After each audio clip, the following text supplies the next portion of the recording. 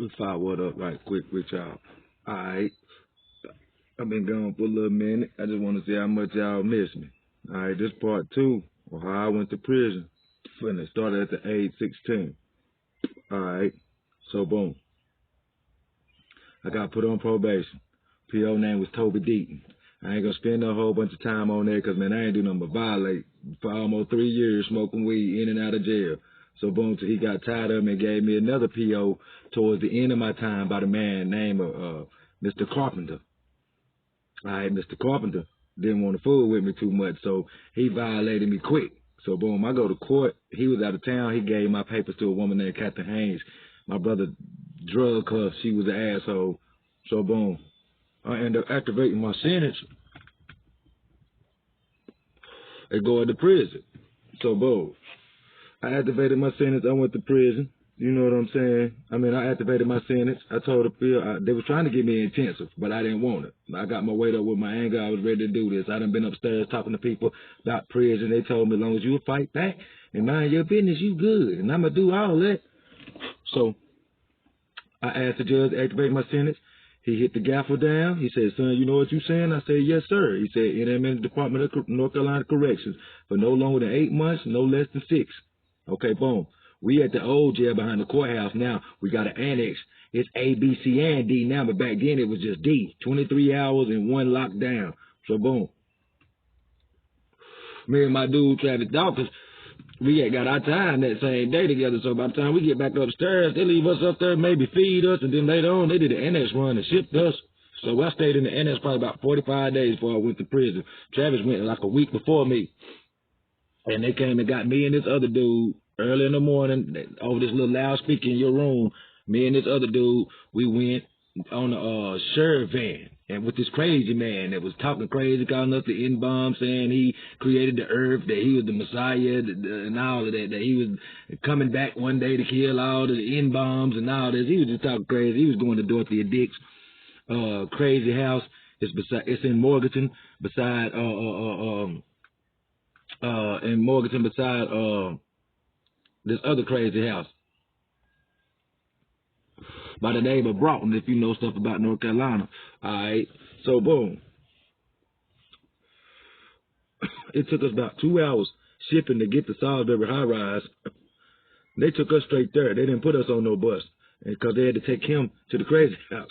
So after they leave, we walk in there, and it took me about 15, 20 minutes to want to get butt naked, but these guards make you strip butt naked. It be little dudes sitting over to the side. They going to Polk Youth Center and other prisons and stuff. Because when you come in, it be this big old thing that's shut down behind you. And the man take this little metal thing and go up under your van or your bus or whatever to see if there's anybody up under there. Then they walk you in this other area and they ask you, do you want to donate your clothes to the Department of Correction or do you want to send them home?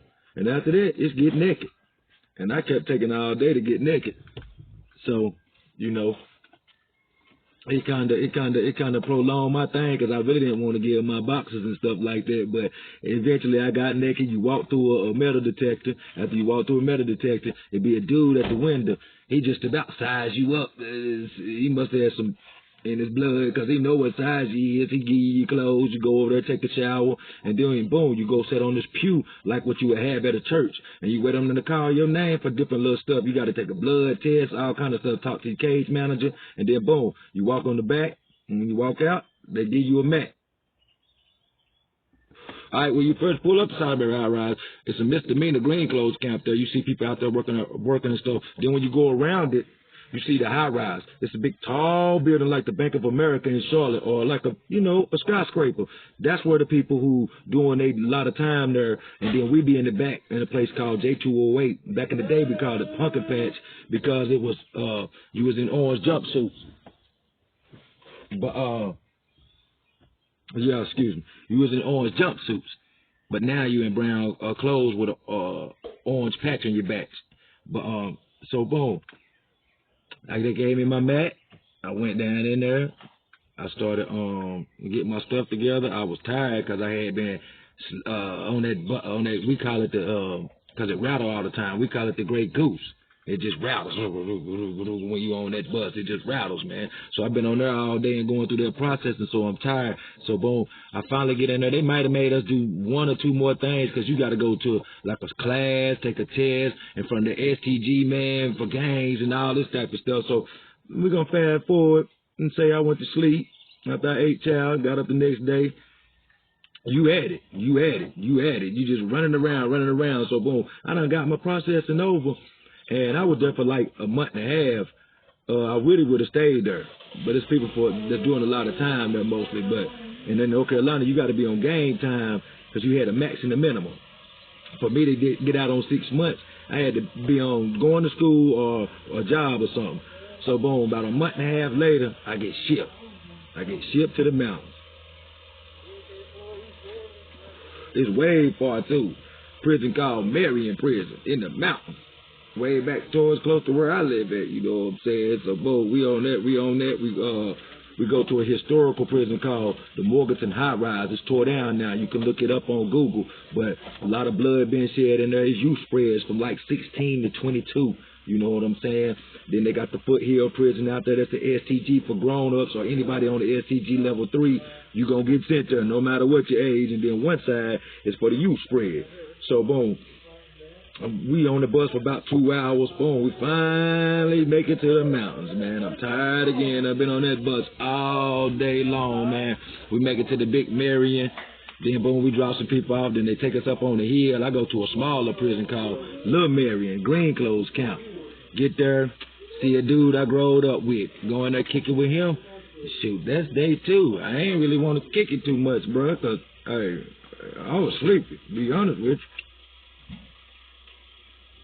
From doing all that riding in North Carolina and all these back roads and stuff they be doing. But, yeah, by day 2, I was in there. Probably played ball.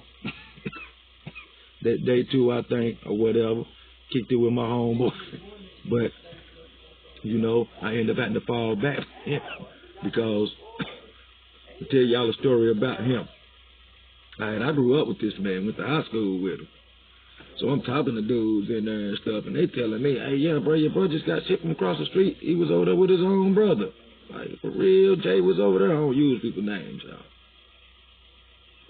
y'all. All of them, they have a brother named Jay. They're like, nah, he didn't have number like 8 years. But his brother had 45 years. Named Shabazz. Like, I don't know Shabazz, bro. Well, we got to the crib, to the Green Clothes Camp, calling that the crib. He liked to hang around people that wasn't right, bro. And I'm putting all this together, bro. I told him, I'm like, man, that dude must have been messing with that man in there or something. He ain't got no brother. I only know a brother named Jay. So ended up, me and him, we kicked it for about 3 months, but when this came out, I had to fall back from him, bro. He ended up getting out, y'all, and down with AIDS. Got out. He was married when he went to prison. I don't know what happened to that big booty yellow woman he had, but I think he caught it in prison.